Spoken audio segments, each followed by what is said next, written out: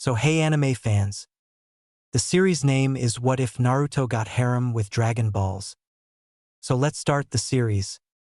A boy with blonde hair was lying on his back with his back to the sky, gazing up at it. He watched with his bright blue eyes as a few clouds drifted by idly.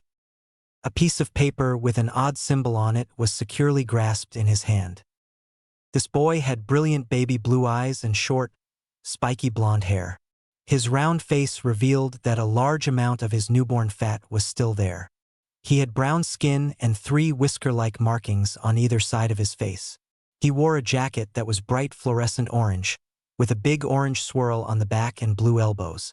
There was a black shirt underneath it. He was wearing blue and orange pants that were just as bright. A black sack was attached to a white strap that was strapped to his left leg. He was wearing blue sandals. A blue headband with a metal plate in the center was placed on his forehead. This plate has what appeared to be a swirling leaf carved onto it. This 13-year-old youngster is Namikaze Uzumaki Nerdu, the son of the renowned Yellow Flash Namikaze Minato and the renowned Red Death Uzumaki Nerdu's mother. He is also the Beast no Kitsune's unwilling human sacrifice. Since his own father had ensnared him with that beast, his life had been a complete mess. After giving birth to him, his mother had passed away. The youngster was sent to the academy when he turned 6, but his so-called teacher continuously undermined him, causing him to fail twice. He didn't have a fair teacher who treated everyone equally until he was 12 years old. Even yet, he failed the Genin exam as one of the prerequisites was the ability to make an illusionary clone. He failed because he had too much core energy to accomplish that. He subsequently mastered a potent prohibited spirit art called the Shadow Clone Spirit Art after being duped by a traitor into stealing a significant scroll for the village. He was able to make reliable clones of himself as a result. The traitor would then tell his sensei about his tendency, and the two would engage in combat. After listening in on a chat between the two, Nerdu would intervene to save Irika's life. Who would then make Nerdu a genin and give him his headband. After speaking with the headmaster, Nerdu was relieved to learn that he wasn't a demon. He would be assigned to a squad the following day, along with his competitor Uchiha Nerdu buddy and his now former crush, Haruno Sakura. One highly skilled elite jonin named Hatake Kakashi would be in charge of them. Nerdu believed that the man would be the one who was fair at last. He was completely mistaken, as the man ignored Sakura and Nerdu while lavishing Uchiha with attention. The team would complete numerous D-rank missions, such as the Capture Tora mission, which most people feared. To be honest, he didn't understand why people were afraid of such a cute cat. In any case, the client's deception and the team's attack by 2 missing C-rank ninja would turn their subsequent task from a straightforward C-rank to an A-rank mission. After that, Momochi Zabuza, an A-rank missing ninja, would attack the crew as they continued their mission. After Kakashi narrowly defeated the man, tree climbing was introduced to the group. This continued for a week until the rematch eventually took place. A Hayatan was flinging Haku, and Nerdu had to save his comrade. That was his first life. Zabuza, who was not even tired, would be his next. As if he had stolen something, Zabuza had beaten his sensei. When the cause of the whole catastrophe appeared, Nerdu had just about killed Zabuza. Nerdu joyfully gutted the big, conceited, and haughty bastard Gato with Zabuza's enormous sword, then concealed it inside a scroll. After they returned from this operation, Kakashi claimed credit for murdering Zabuza while giving his friend Nerdu credit for killing Haku. Unfortunately for the two pricks, Tazuna had already forwarded the accurate account of what happened to the headmaster, who then handed all of the money to Nerdu, who then flicked off the pink-haired banshee and both pricks. A week later, Kakashi was making Nerdu spar with the prick while instructing his friend on how to wield his Do spirit art. He attempted to prevent Nerdu from using any of his spirit art, but Nerdu refused to comply. He had made the decision not to attend the alleged team meeting today. Rather, he viewed the clouds from a quiet training area in the village. On the back of his jacket, he also found a seal that was intended to impede his advancement.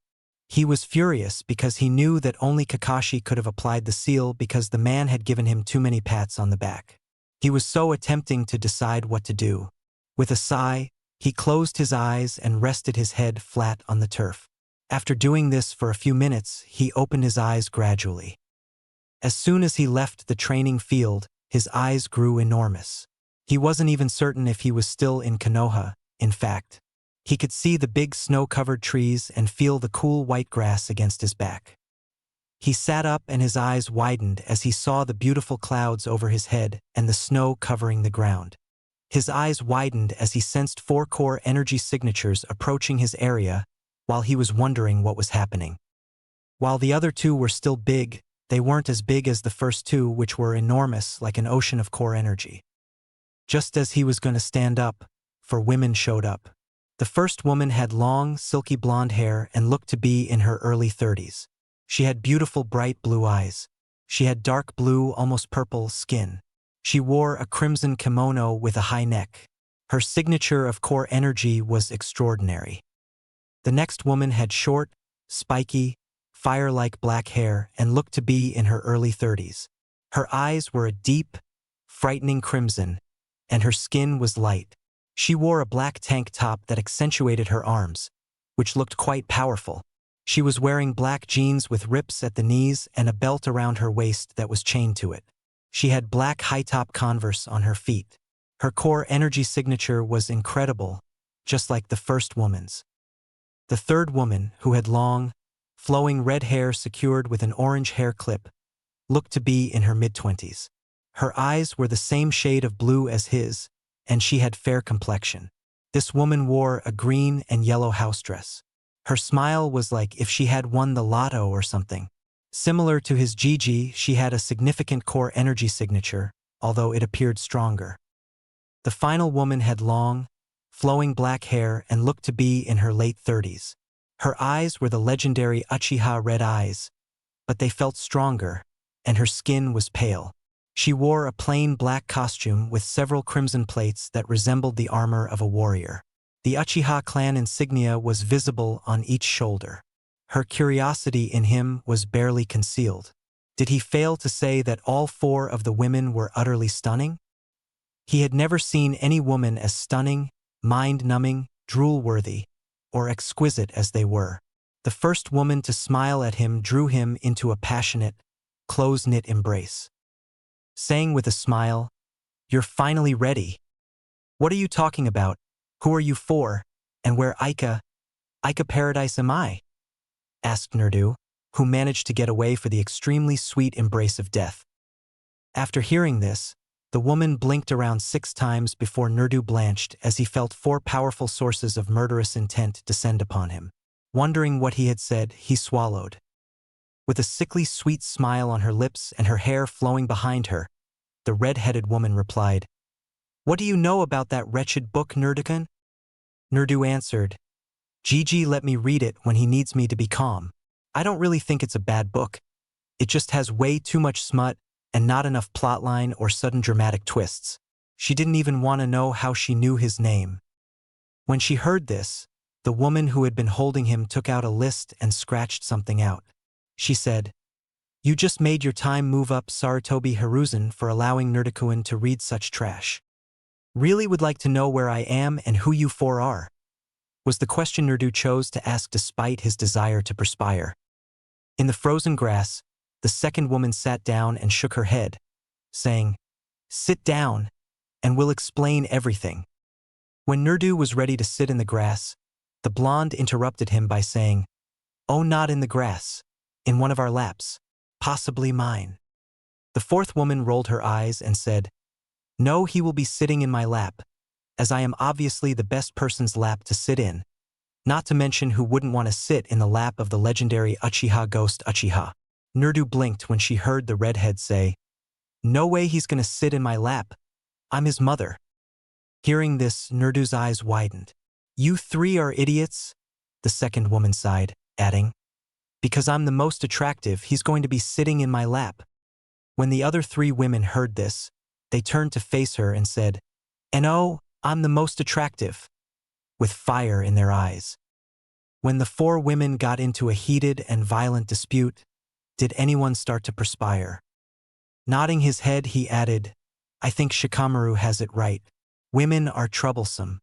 He then, walking over to the fight, said, I'll be sitting in the lap of the one who stops fighting first. Nerdu let out a sigh upon realizing that he had resolved the conflict. When the Uchiha had finally stopped battling, he sat down in her lap, looked directly into the eyes of the second pouting woman, and said, Explain, please. She gave up her grin and said, All right, my name is Azura, and I am the goddess of life and queen of angels. The woman with the blonde hair is Kira, one true goddess of death and queen of Shinigami. The redhead is your birth mother who died giving birth to you, Uzumaki Nerdu mom. As you know, the last one, the one whose lap you are sitting in, is Uchiha Ghost Uchiha, who is indeed a woman. Although Nerdu was taken aback by this, it did clarify the first two's basic energy reserves. Azura stated, Your location is the Forest of Beginnings, hidden deep within the universe, guarded by the world-destroying demon Trigon and the all-seeing eyes of Thanos. Really, your entire body is here, while in the real world, a carbon copy of you is being escorted to hospital after Uchiha Nerdu friend supposedly attacked you with the killing spirit art of Hitaki Kakashi. Don't worry, it didn't really happen. It's just to get you off of that so-called team. As for the reason you are here, well, I and my sister decided it was high time you got your reward for all of the shit you were put through. With gentle eyes, Kira said, We actually had to think extremely hard on what to get you. As you aren't like any mortal we have ever met. You don't seek power. If you do, it's to protect the people precious to you. You don't care for money, as your philosophy is that more money, more problems. You don't want fame, as it leads to false prophets. The thing that you do seek, that you crave, is love, but not just any love. The unyielding love of a mother. Azura, who arrived here, said, Thus we have decided to give you multiple rewards. The most important will be the love of not one, but 4 mothers. You will also be gaining power like none other, wealth to match your pure soul, and eventually will be famous. Kira, noticing the expression on his face, replied, Before you start thinking too much, let me explain what we mean. The power you will be gaining will be a new form, several new and old bloodlines, and the touch of death herself. The wealth you will be gaining will be from the Uzumaki and Uchiha clan bank accounts, along with that of the Namikaze clan accounts. The fame will come from your many heroic deeds. When he heard this, Nerdu blinked. Azura replied, Now I'm sure you can guess who your 4 mothers are going to be. You 4. Nerdu nodded. Kira nodded and replied, Correct. Now, in order for this to happen, a very ancient ritual must be performed, and the Forest of Beginnings is exactly where it needs to happen. Azura replied, The ritual takes the blood of 2 gods, an angel, and a former Jinchuriki, and combines then in the subject of the ritual. Once inside of the subject, the blood of the former Jinchuriki opens up all core energy pathways, along with the DNA. The core energy of the angel purifies any vile or evil presences inside of said subject. The blood of the first god then rewrites the subject's DNA, and if necessary fixes any damage to the subject. The blood of the second god will then evolve the subject and round off what the other blood didn't do. The entire time this is happening, the subject will be in the worst pain it has ever felt. When he heard this, Nerdu blinked, allowing his mind to process the information. Kira said, While you're going through the ritual, we will be explaining the many bloodlines you gain. When Nerdu found himself flat on his back, wearing only his orange boxers covered with toad pelts, his eyes widened. In addition, both of his palms were punctured. Then, as the 4 women sliced their hands, blood poured into Nerdu's open palms. With their eyes shut, Kira and Azura said the words, Let the blood ritual begin. Nerdu turned his head and saw the 4 women's blood seep into the holes in his hands before the holes sizzled loudly shut. Then he let out an otherworldly scream of absolute agony as he felt his body begin to burn. Hearing a voice from a ghost say, The first of your new bloodlines, and most likely the best, is the red eyes. Unlike that arrogant twit, you will be blessed with a fully matured version of said Do spirit art.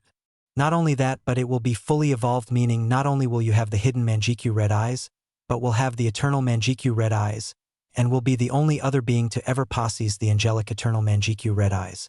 This gives you the power to wield the light itself as a weapon or shield.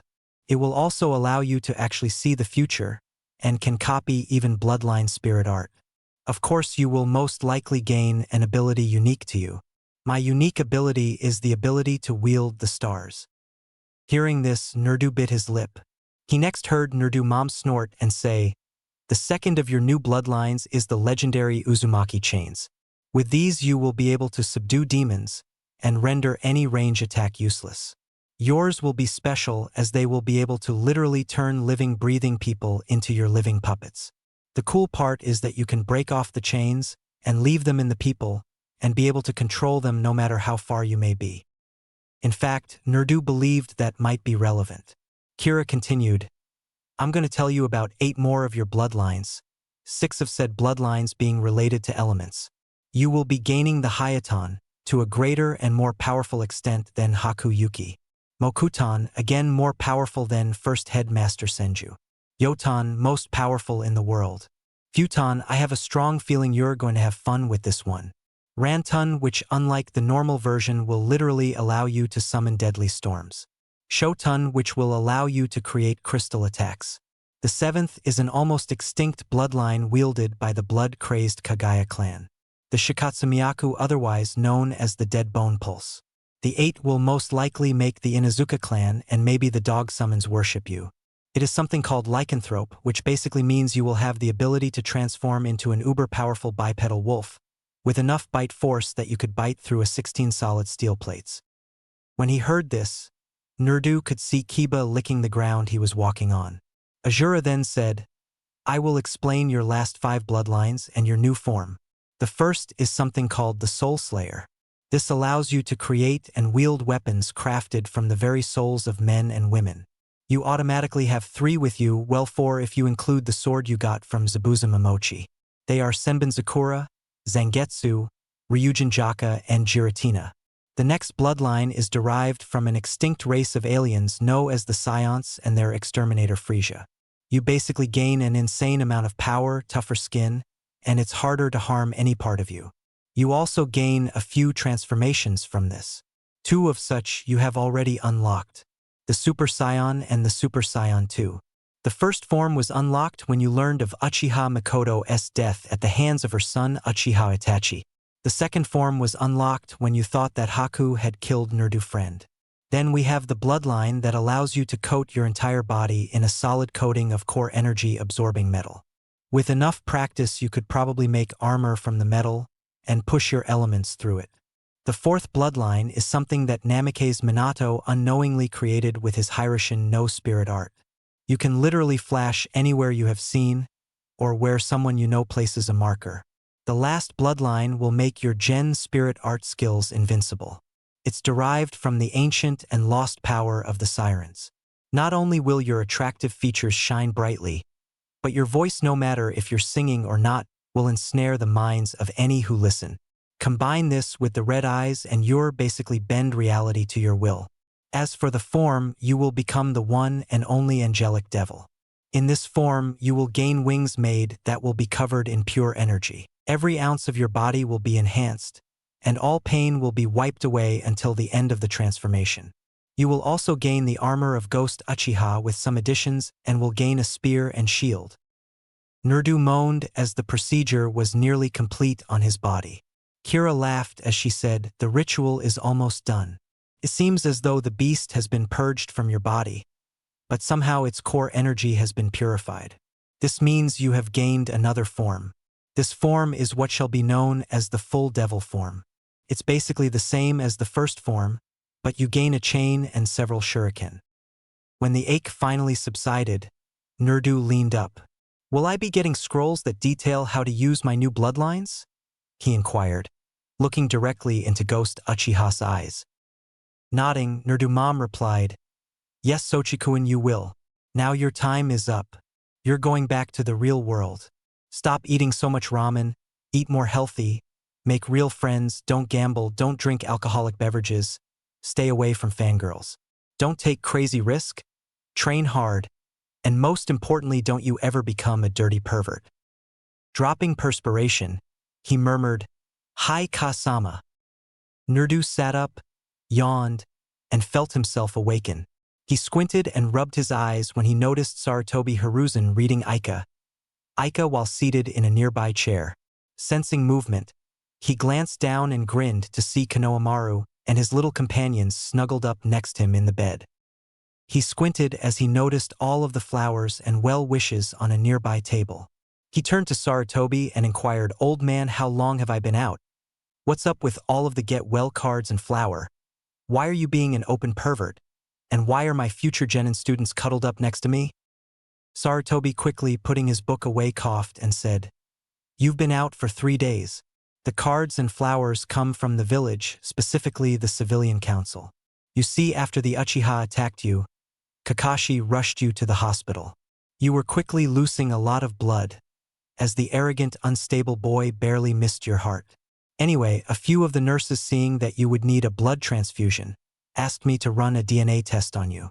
They did, and imagine my surprise when they discover that your grandmother is none other than my old student Senju Tsunade, who, once I informed of said test and what happened to you, rushed here with her student and pet pig. She fixed you up and kicked Kakashi's ass. Anyway, the civilian council, once they found out who your grandmother was, instantly started to kiss your ass. I'm not being an open pervert. I'm just relaxing after a long day of the evil paperwork. As for those 3, once they found out what happened to you, they not only pranked Nerdu friend, but made him a target of his fan club." When he heard this, Nerdu blinked 4 times, not once, twice, or even 3 times. He shook his head and then asked, "Are you telling me that my grandmother is the legendary Senju Tsunade, the slug princess, and best medical ninja ever?" With a serious expression in his blue eyes. Sarutobi was about to respond when the door to the room opened and the woman entered, grinning broadly and with pride. She approached him, took a seat on the bed, and gave him a tender, firm embrace. He returned the hug, enjoying the warmth she was giving out. "Did you tell him yet?" Tsunade inquired, turning to Sarutobi after terminating the embrace. "How am I supposed to tell him when you interrupt me?" remarked Sarutobi, shaking his head. "Don't worry, old man. I'll tell him. You should get back to your horrible paperwork," Tsunade remarked, rolling her eyes. Shivering, Sarutobi went out the door to confront the adversary. Tsunade looked at Nerdu and replied, "What sensei was supposed to tell you is that you've been placed on a new team. Your new sensei is Yuzuki Yuego, formerly of the Umbu Corps. Your teammates are Hyuga Hayari and Aburame Loki.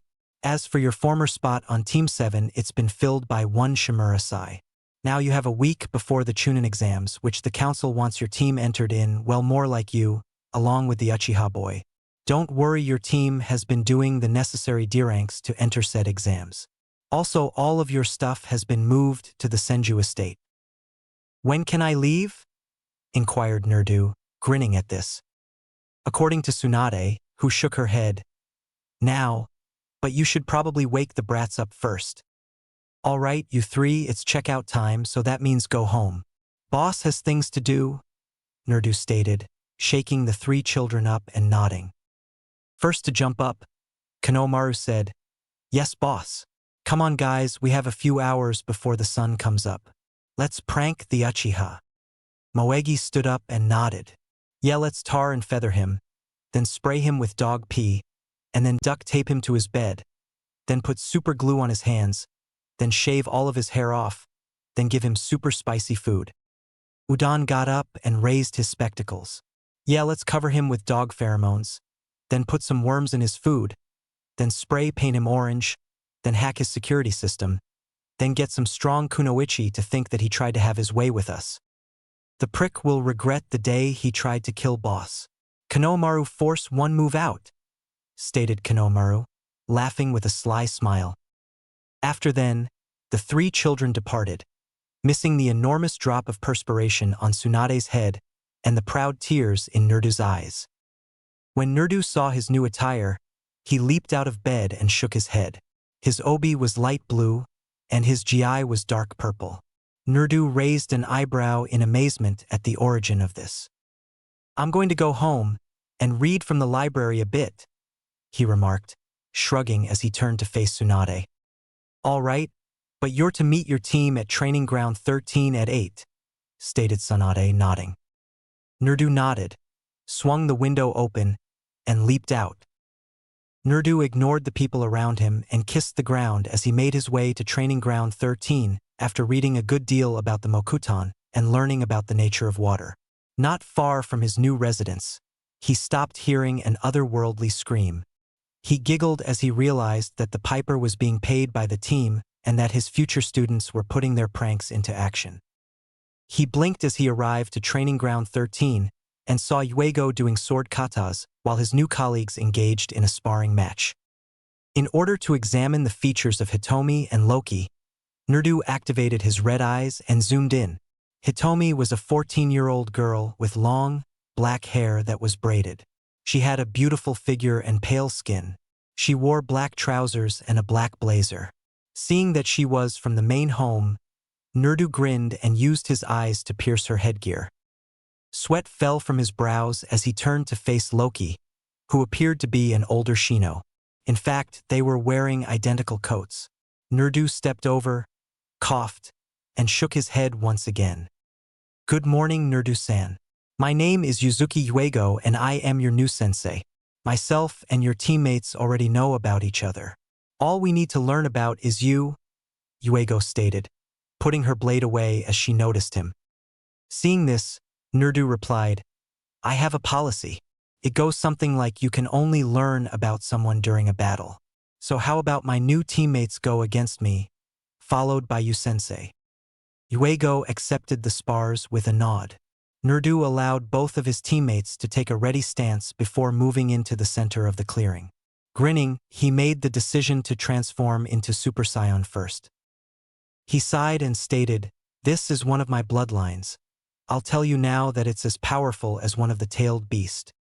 The ground shook as he opened his eyes, spread his arms, and began to charge. He began to float as a result of his energy release. A change began to take place. His flat blonde hair turned completely black as it soared up and spiked. His once blue eyes turned pink. He developed a hard covering of pure muscle all over his body. His new tail unwraps from his waist and begins to swing around as a golden aura envelopes him. Nerdu halted his charge and landed softly on the ground. He stated with a smirk as he turned to face his wide-eyed friends, "Behold the mighty power of the Super Saiyan." With his left hand extended, he said, "Bring it." With a yell, Hitomi and Loki charged into combat. All of their attacks were blocked or deflected by Nerdu, who clenched his right fist and disappeared. Hitomi and Loki were bouncing around the training ground the next thing Yuego knew. The earth splintered beneath them as Nerdu, holding Hitomi's face in his right hand and Loki's face in his left, slammed the two to the ground after emerging in midair. Nerdu exclaimed, "Dragon Rush," while flexing his right arm. "All right, it's your turn, Sensei. Don't worry about them. I'll fix them right up after our spar," he added, turning to face the wide-eyed Yuego. Yuego nodded and drew her blade after observing Nerdu's smirk. A lone tree sits upon the hill. Its petals fall gently upon the ground. Gorgeous pink blades surround a moonlight lake as a goddess rises from within. Nerdu murmured, closing his eyes and holding out his right palm. "I beseech you, scatter my darling. Senbin Sakura." Yuego's eyes widened as billions of sakura blossoms materialized out of thin air and swirled around Nerdu's body before clearing to reveal Nerdu brandishing a sword that was slightly pink and had a notch at the very tip. "Don't let Senbin Sakuraheim touch you or you'll be sorry," Nerdu shouted, hurrying over to Yuego. As Yuego blocked the blade, she gasped as she felt the numerous tiny sakura petals piercing into her own sword and slicing through her flesh. Then a fierce sword fight broke out, and Yuego was soon giving it her all while grinning broadly. After descending from his Super Saiyan form, Nerdu appeared and closed his left eye. "All right, Yuego-sensei, I think I know you well enough now," he remarked, panting. "That was an excellent battle, Nerdu-kun. I feel a great Ken spirit art user in you, Yuego stated, grinning as she raised her blade. Grinning, Nerdu let Senbonzakura disappear. He walked up to his new partners, pulsed his green hand, and cured them both. As Yuego and his new friends approached him, he shook his head and then collapsed onto his back. Now that we're all friendly, why don't we go get a mission and work on your teamwork? Yuego remarked, bending over him. Deal, Yuego-sensei, remarked Nerdu with a smile. A week later, Nerdu was making his way to the academy to select for the Chunin exam. He was wearing a black obi and a purple gi. He was wearing heavy black boots. Giratina was pulsing with dark demonic power on his back. He had finally adapted to his Super Saiyan form and was able to remain in it indefinitely if he so desired. When he arrived at the academy, he ignored Hitomi's intense blush and grinned at his friends. Ignoring the chaos outside a phony door, Team 11 ascended the stairs to enter the academy. With a smirk on their face, Nerdu remarked to Yuego, "Don't worry, Yuego-sensei, Team 11 is going to make this world ours." Yuego ushered the other two forward, grinning at this. "Don't die, Ruto. I don't know what I'd do without you. Plus Tsunade-sama would bring you back just to kill you again," she murmured, embracing Nerdu tightly after making sure they had left. "Okay, Yuego-chan," said Nerdu, giggling. Then, disregarding the murderous intent sent as his squad, he walked into the room. He found a seat and leaned to his right, grinning as Hitomi and Loki took their seats next to him. He saw a gray-haired genin conversing with Duck but a few minutes later. Duckbutt asked, "What can you tell me about Senju Nerdu and his team?" as he focused his ears. The boy with gray hair said Senju Nerdu, formerly Uzumaki Nerdu, was discovered to be the grandson of Senju Tsunade. Was once a member of Team 7 until you tried to kill him. He's done 120 D-rank missions. 6 C-rank missions, including the elimination of a bandit camp. 1 solo B-rank and 2 A-rank missions. Is said to have 4 very unique, very powerful swords. The boy's eyes grew wide as he stated. It says he was entered in the bingo book, becoming the only genin to ever get into said book. The boy, pulling out a black book, flipped a few pages and read Senju Nerdu, aka the legendary Super Saiyan, the Million Man Slayer, the Pink Death, Ryujin, the Heavenly Moon Piercer, the Dimensional Prince, the Phantom Menace, Rebirth of Uchiha Ghost Uchiha, Nature's Guardian, the Angel of Death. His Tai Spirit art skills are listed as A rank with a killer move named Dragon Rush, capable of turning the human body into jelly. Speed is S rank, impossible to see coming, and is rumored to be wearing weights. Strength SS rank, capable of crushing diamonds with his bare hands. Intelligence S rank, rumored to be able to outthink a Nara, and have an IQ of 250. Gen Spirit Art SSS rank, rumored to be able to bend reality to his will. Ken Spirit Art SSS rank, rumored to be able to defeat anyone with just one of his 4 swords. Nin Spirit Art SSSS rank, has been seen destroying entire mountains with a single blast. Is capable of using medical Nin Spirit Art, and is rumored to have the legendary Mokuton. He is listed as an S-rank shinobi with an attack with caution order. Nerdu blinked as he sensed that everyone was staring at him. Smirking, Nerdu stated, "You keep staring at me like that, and I'll show you why I'm called the Dimensional Prince." Everybody looked away from him. Sweat trickled down his face as he turned to face Hitomi and saw the hearts in her eyes. Until Loki grabbed him and told him that the exam was over and that they had to accompany Mitarashi Anko to the Forest of Death. He shook his head and ignored everything. "We'll be there in a flash," shouted Nerdu, who stood up and seized both Hitomi and Loki. When they realized that their surroundings were the gate to the Forest of Death, both of his comrades gasped and blinked. A few seconds later, Anko arrived and blinked, wondering how they had arrived so fast. She waited for the remaining genin to come and gave an explanation of the new rules while shaking her head. Taking a scroll, Nerdu and his group made their way to the gate. Nerdu turned to Hitomi and Loki responded, "The plan is to split up and take down as many teams as we can. No Konoha teams, unless it's Kabutos or Nijis. We will meet at the tower in 3 days. Stay in touch through the mental link and radio. If you find yourself in a situation you can't handle, alert the other two and we'll take it down together."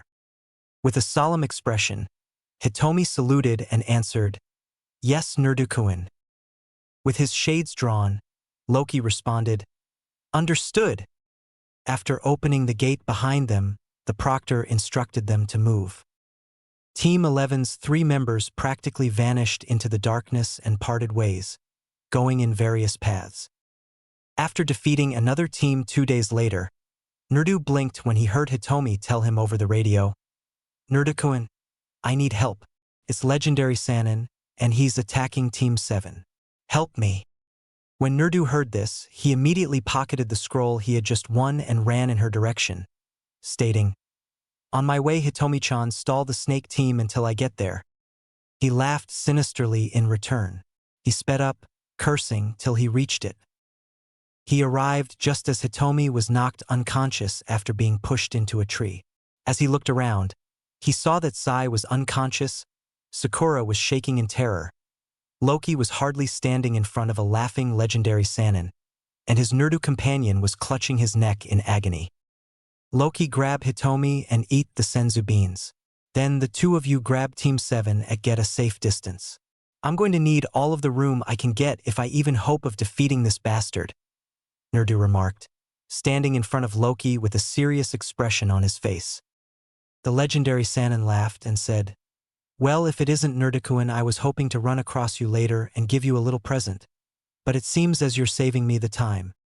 After following Nerdu's instructions, Loki sprang into a tree while holding Sakura. Hitomi's Nerdu pal was carrying Sai in a clone. "Scatter Senbin Sakura," Nerdu murmured, closing his eyes when they had left. The appearance of millions of tiny Sakura blossoms caused legendary Sanin to raise an eyebrow. "Let's do this, snake face," Nerdu exclaimed, cracking his knuckles as he increased his force. "How foolish of you to think that you can challenge me, one of the legendary Sanin. Even if you are an S-rank shinobi," remarked the legendary Sanin, laughing. Snorting, Nerdu stated, "You forget, snake face.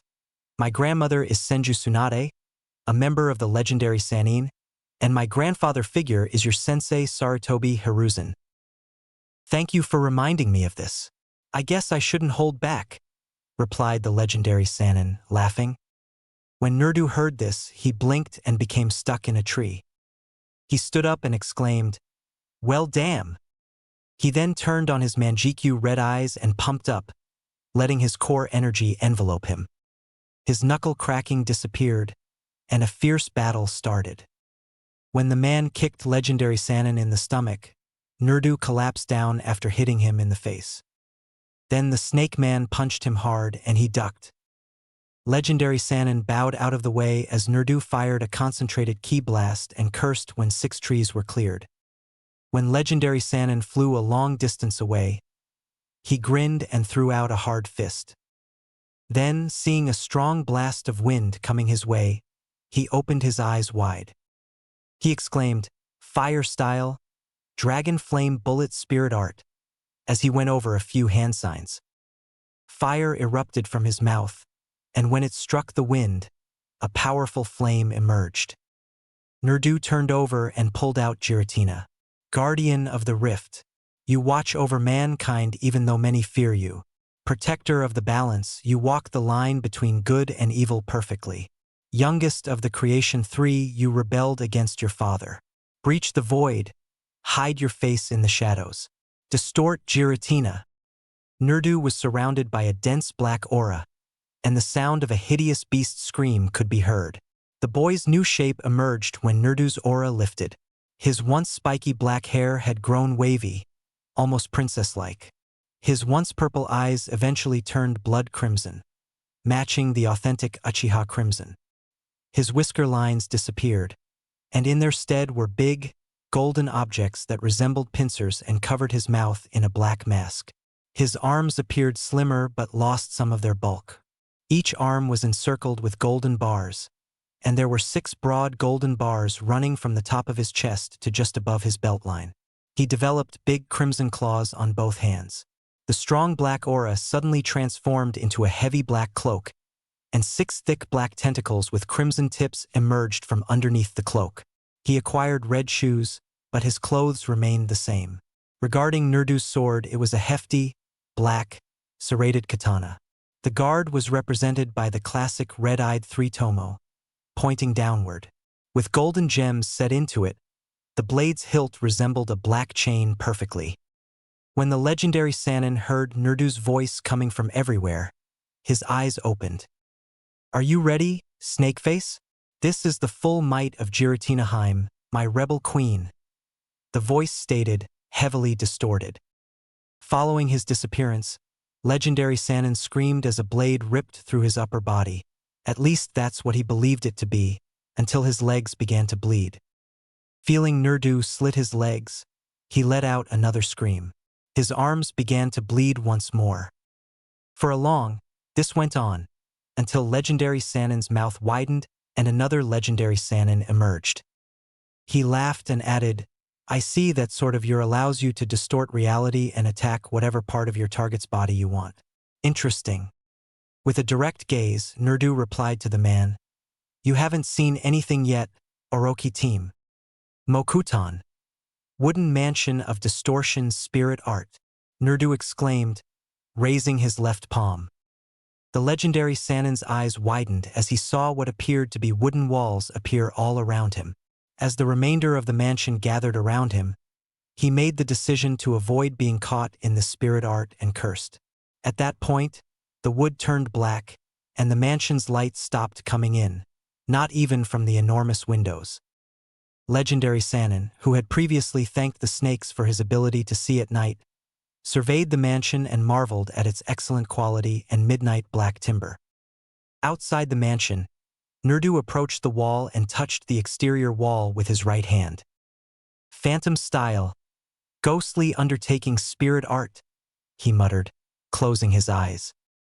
When huge invisible hands materialized in the mansion's walls, ceiling, and floor, legendary Sanin's eyes widened. Some of them grabbed hold of his legs and attempted to pull him to the ground. In order to prevent the hands from getting hold of him, he chose to move and substitute a log for himself. "Phantom style, spears of the afterlife spirit art," exclaimed Nerdu, who intuitively knew this. When a large black spear pierced the legendary Sanin's torso and entered his lungs, he yelled in excruciating anguish. He stepped out of himself once more and frowned as he saw the hands and, now, spears that would sporadically emerge from the ground. He then pounded his palms on the ground while reviewing some hand signs. "Summoning spirit art," he said. 3 enormous snakes arrived along with a puff of smoke. He informed the snakes to their task by snapping his fingers. "Phantom style, unrelenting blades of incredible darkness spirit art," remarked Nerdu, who had sensed the summoning. When the 3 snakes he had just conjured were cut to tiny pieces by long, cutting blades formed of darkness, legendary Sanin's eyes widened. He yelled in excruciating pain, leaped, and cursed as one of the blades went all the way through his arms. Thought, "I can only shed my skin once more today. If I don't find a way out of here, this brat could end me." He shed his skin once again. Then, smirking, he went underground, hoping to make his getaway. "Phantom style, 1,000 black sakura petals spirit art," exclaimed Nerdu, who sensed him underground. When the sakura petals appeared once more, they abruptly turned completely black and began to flutter around Nerdu. Underground, legendary Sanin was pushed above ground into the black petal storm. He thanked Kami for helping him get out of the mansion and that spirit art, and replaced himself with a log. Nerdu encased Giratina and dropped the transformation. At that point, Nerdu stated, "Let's try out Super Saiyan 2.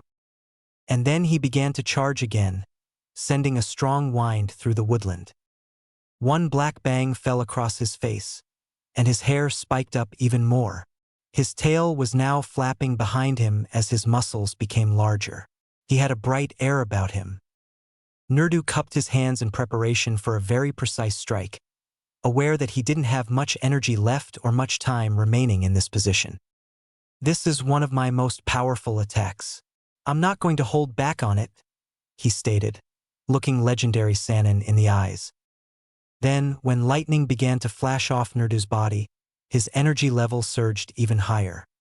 Ka was then spoken by Nerdu, and his hands began to glow purple. "Me!" replied Nerdu, pushing even more energy from his body. His hands now held a ball of purple energy. "Ha!" he yelled, raising the loudness of his voice, as the clouds overhead turned black and he began to be forced into the ground. Then he exclaimed, "Me!" Legendary Sanin's eyes were wide with disbelief as the purple energy began to overwhelm the woodland.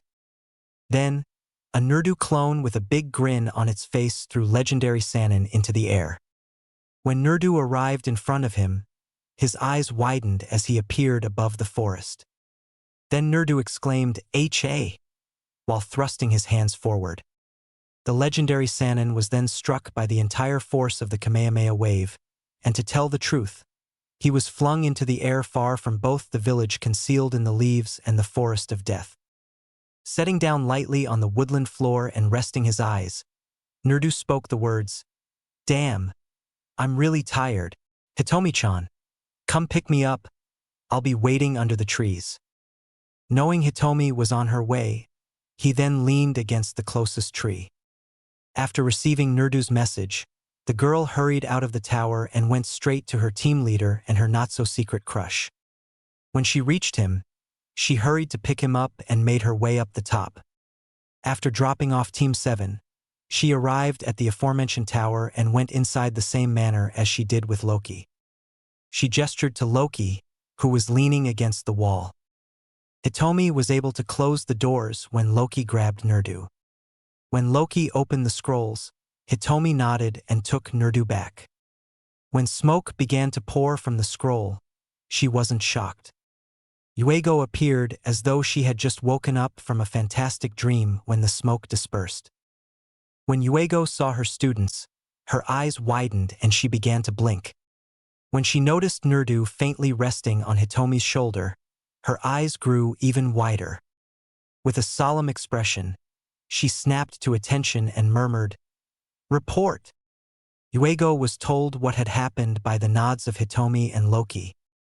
After learning that Nerdu had battled legendary Sanin, a renowned trader and one of the legendary Sanin, Yuego shook her head and hurried the three of them to Tsunade's office in the tower.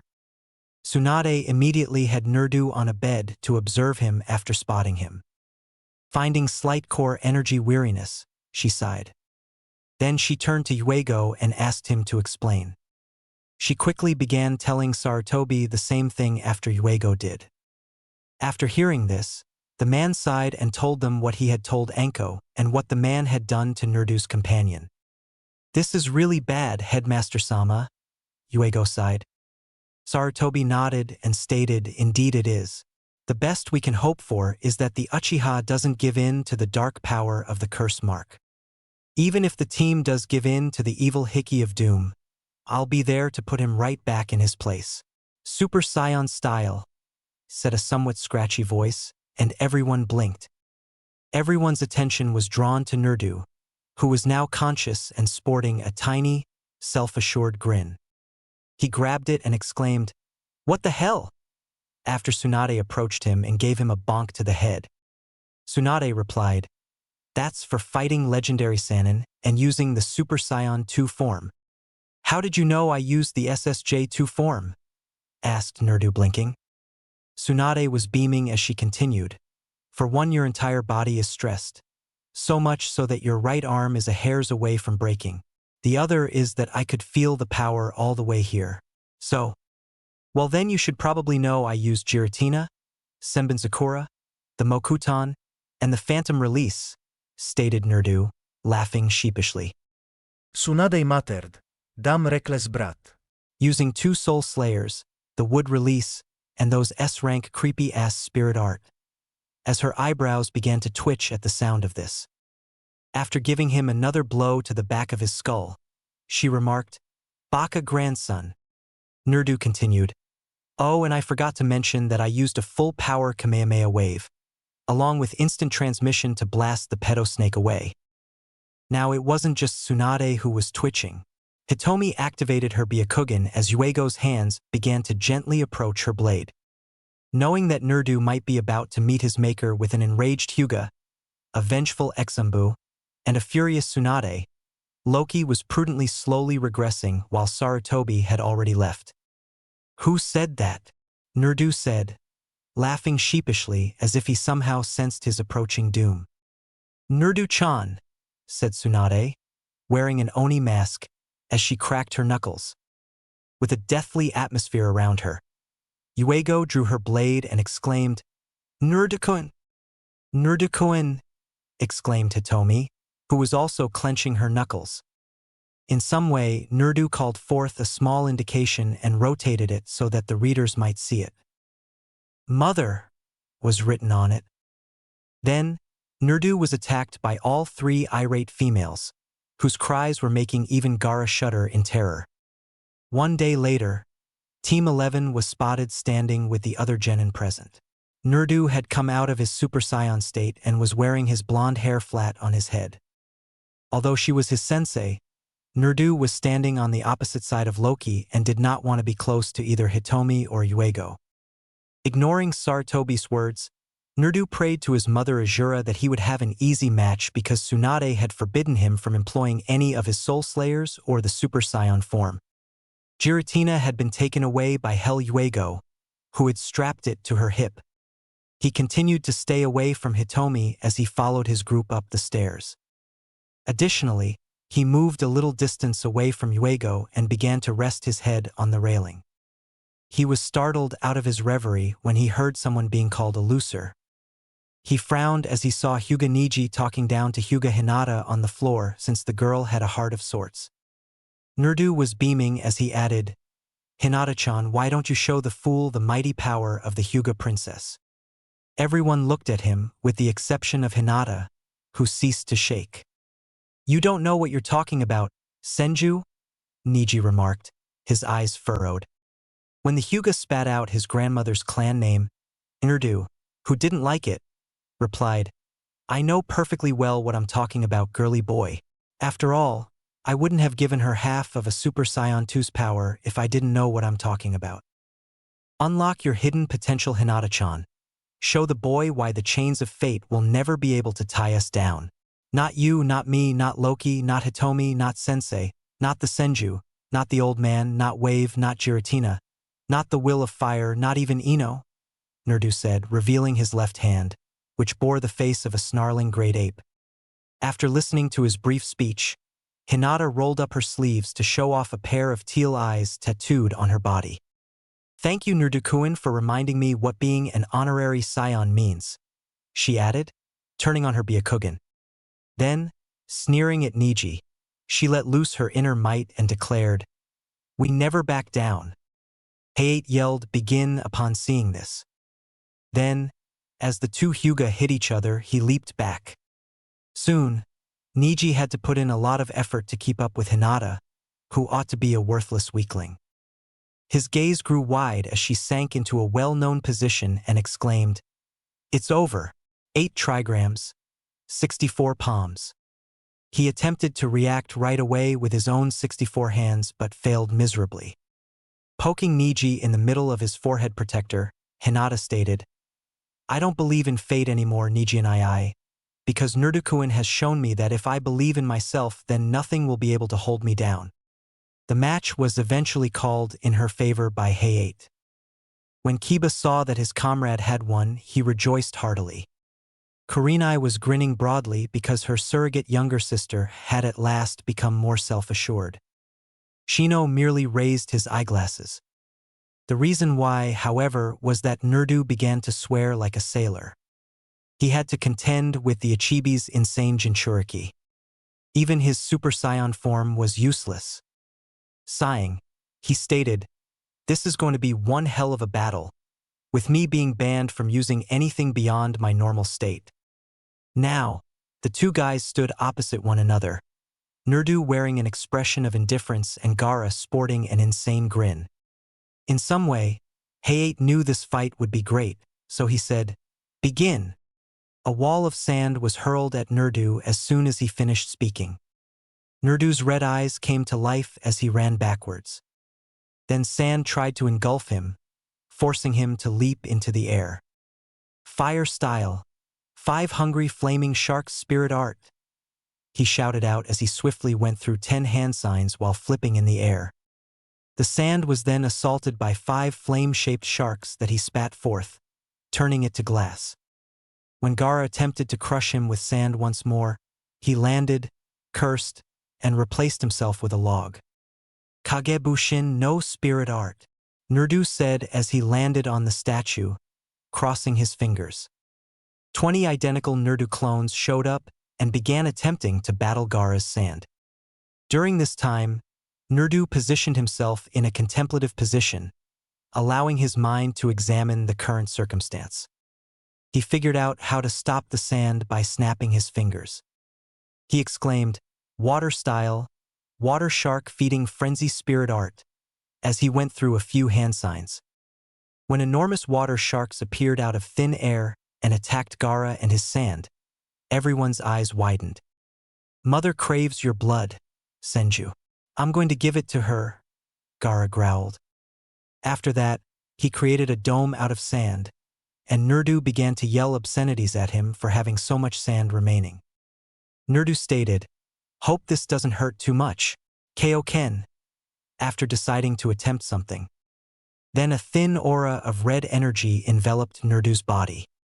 Then he disappeared and showed up at the dome, punching it hard, and when the dome collapsed, everyone's eyes widened. After disappearing once more, Nerdu began to batter the partially changed Gaara, causing him to bounce around. When Nerdu landed beneath him, he exclaimed, "Masenko!" Gaara was struck by a yellow ball of energy, yelled in agony, and fell to the ground. "Sand coffin," growled Gaara as she stood up. Since he was certain that the majority of the sand should have been wet by now, Nerdu cursed as he leaped into the air and saw a ton of it underneath him. He flinched when he hit the rail, feeling the Kaioken's pain. "Eat this, Hellfire Zone grenade," he said as he leaped into the air, shaking his head. He surrounded Gaara with many circular balls of energy that he launched from his left hand. "Boom," said Nerdu, closing his hand. The field was enveloped in smoke as every ball burst. Cleared, revealing Gaara in a completely scaled-down form of his monster. When Nerdu saw this, he swore and exclaimed, "Ah crap!" Gaara launched at him, forcing him to move or risk being killed before he could say another word.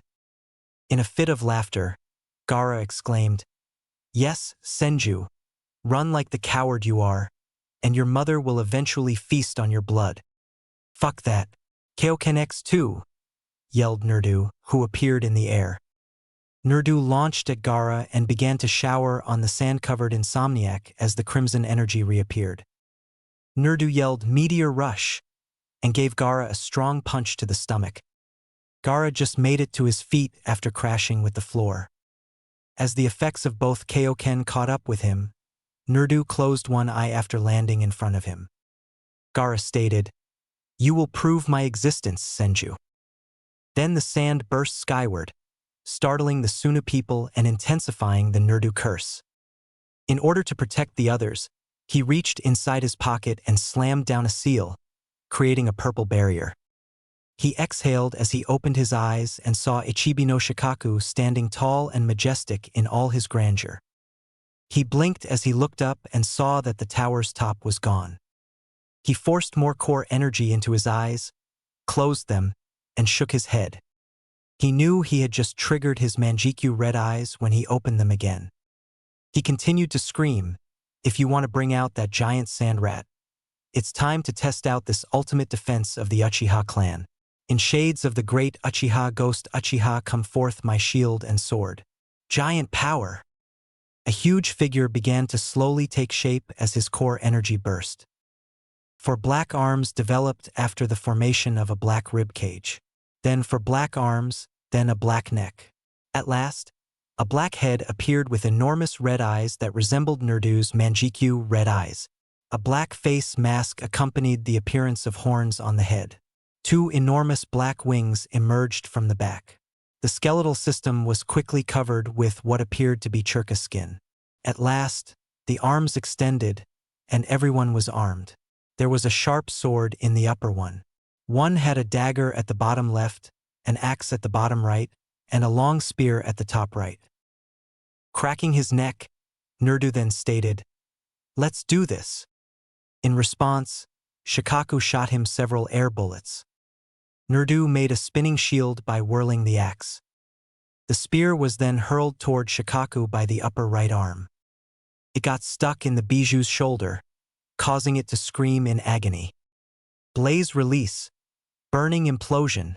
Nerdu shouted while concentrating on the spear. When the spear sank into Shikaku's arms, his entire left arm instantaneously turned to glass and refused to come off, causing him to scream in excruciating pain.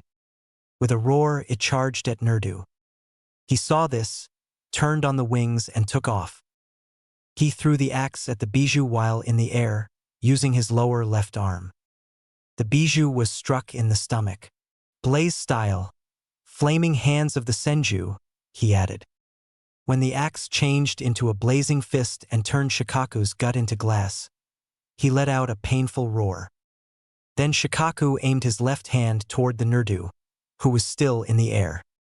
"Blaze style, love of the sun," Nerdu said as he landed and plunged his knife into the hand. His left hand turned to glass, and the Biju roared, the flames swiftly spreading to his arm. The Biju shouted as his arms and stomach turned to glass, rendering them useless. When Nerdu saw this, he hurried the Biju and cut Shikaku's head off. The Biju broke down as a result, exposing a panting Gaara. Holding his right arm, Nerdu disregarded his huge power. "I'm not done yet, Senju. Giant sand coffin," replied Gaara with a sly smile.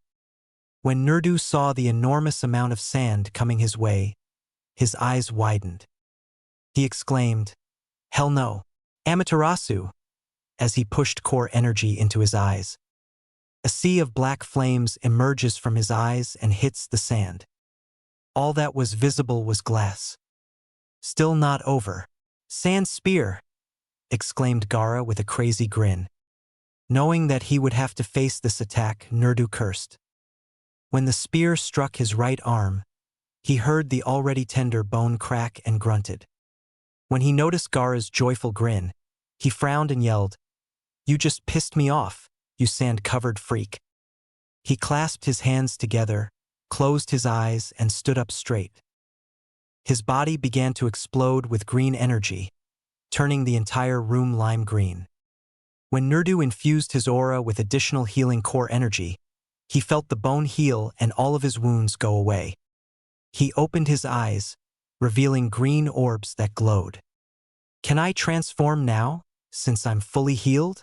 Nerdu questioned, turning to face Tsunade while ignoring Gaara. "Yes," Tsunade sighed, "but nothing past Super Saiyan 2. Smirking, Nerdu replied, "No problems, Grandma. It's time everyone witnessed just why I'm called the legendary Super Saiyan." He missed Hitomi's atomic flush, Yuego's start of chuckling like Jiraiya, Tsunade's constant face-palming, and Loki's shades sliding down his face as he turned back to Gaara. Then, thinking that he was facing either Gato or a friend, Nerdu began to charge up even more. Something inside of him shouted when he finally saw the image of a smug-looking Gato standing over Yuego and Hitomi. With it, he yelled, and a massive storm of black energy materialized in an instant. Nerdu's body began to swell, and his power caused the tower to tremble and, in fact, the entire forest to tremble. Everyone gasped as the force subsided, the men in sheer terror and the women in astonishment. A transformed Nerdu, standing 7 feet 9 inches tall, with his slacks barely hanging on and his shirt disappearing. His formerly blonde hair had turned black once more and was fiercely spiked up. Everyone could see why Yuego was giggling like Jiraiya because his body was literally bursting with muscles. One of his hands was the size of the skulls of 2 adult men. A current of lightning could be seen circling his torso, and his black tail was waving gently behind him. Smiling, Nerdu stated, "Now then, let me end this pitiful match and claim what is mine. You'd better be ready, Yuego-sensei. I plan on making you scream my name to the very heavens," he said, grinning maliciously as his black, white eyes moved toward Yuego. Then he laughed, a deep, dark, yet powerful chuckle that made everyone shiver. Yuego was giggling like a super pervert, with blood streaming from her nose and a massive flush on her face. After pouting, Hitomi questioned, "What about me, legendary Nerdu-kun?" Nerdu grinned as he turned to face her and added, "Of course you're invited, my darling little Hyuga follower." Then he turned back to face Gaara, who was genuinely shaking with terror. While holding Gaara's skull, Nerdu vanished over the floor. He ignored the boy's scream and smashed Gaara into the wall with all of his strength while rearing his hand back. After grinning, Nerdu did this 4 more times before throwing Gaara off the wall and leveling him with a strong clothesline. The child was struck in the stomach as he grabbed Gaara's arms and brought him to his knee. Then he threw Gaara into the air after slamming him twice more in the stomach. The floor collapsed with the weight of the attack as Nerdu leaped into the air and crushed his feet into the youngster. Ignoring the sound of bones cracking and blood accumulating around him, Nerdu moved away from Gaara, grabbed him by the foot, and smirked as he pushed the boy against the floor on both sides. He threw Gaara into the air, waited until his stomach was squarely in front of him, and then gave him a powerful punch to the gut. Gaara was flung back against the wall, and the punch's force caused the tower to tremble. Nerdu grinned and began to laugh crazily. Then he said, "Don't me, you're done. Eraser cannon volley," while holding green energy balls in his palms.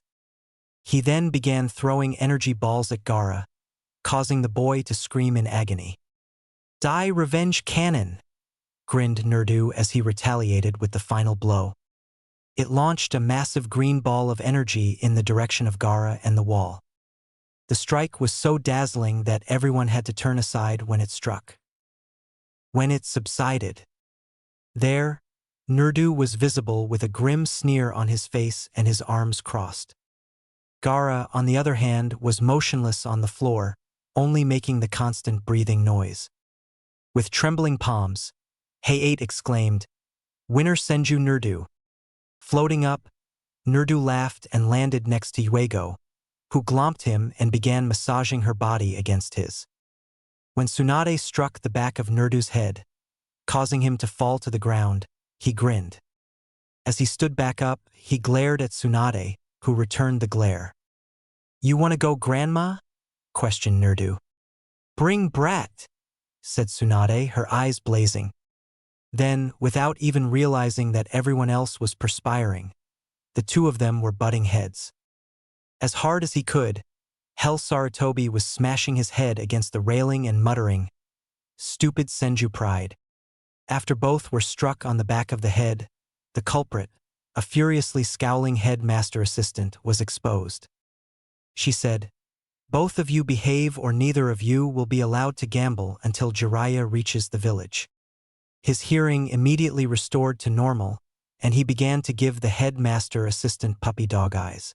His effect was enhanced by the fact that he now had dog ears on his head.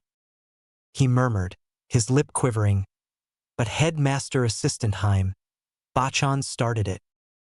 Turning her head, the top master assistant tried to ignore the incredibly cute Nerdu, but when he sobbed a little, Nerdu broke through her wall.